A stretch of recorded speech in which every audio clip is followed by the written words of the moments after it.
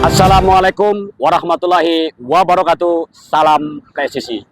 Kami dari Polrestabes Palembang saat ini sudah berada di pintu keluar masuk tol Keramasan Kertapati Palembang, Sumatera Selatan untuk memantau arus balik Lebaran di H+7, tepatnya pada tanggal 16 April 2024. Nah, dapat kita saksikan, kita lihat bersama situasi arus lalu lintas yang dari arah Palembang Jambi yang akan ke pintu tol ataupun mengarah ke Indralaya Prabu Mule, situasi rame, lancar. Dan sebaliknya juga kendaraan yang dari arah Indralaya Prabu Mule menuju kota Palembang terpantau sepi.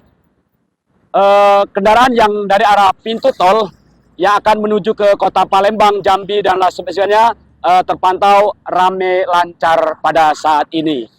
Inilah dapat kita saksikan, kita lihat bersama-sama situasi arus balik Lebaran di H+7 ini di pintu tol Keramasan Kertapati Palembang, Sumatera Selatan. Dan kami juga mengingatkan kepada seluruh pengemudi kendaraan untuk tetap berhati-hati, jaga jarak aman, tetap konsentrasi, mematuhi peraturan lalu lintas.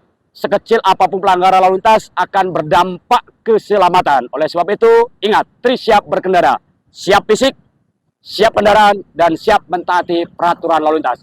Bila Anda capek, lelah, ngantuk, silakan Anda beristirahat di pos pengamanan, pos terpadu, pos pelayanan, ataupun di rest area terdekat yang aman, nyaman untuk Anda. Dan tidak memaksakan untuk mengemudikan kendaraan, karena sangat membahayakan keselamatan diri kita maupun pengguna jalan lainnya.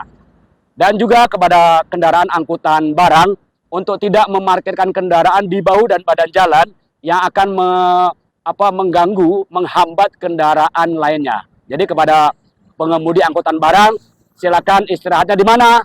Di terminal jembatan timbangan. Itulah yang aman, nyaman untuk Anda. Karena sesuai dengan SK 3 Menteri, terakhir adalah hari ini untuk kendaraan 3 sumbu angkutan barang untuk tidak beroperasional sementara.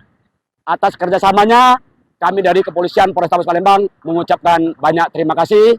Wassalamualaikum warahmatullahi wabarakatuh. Salam presisi.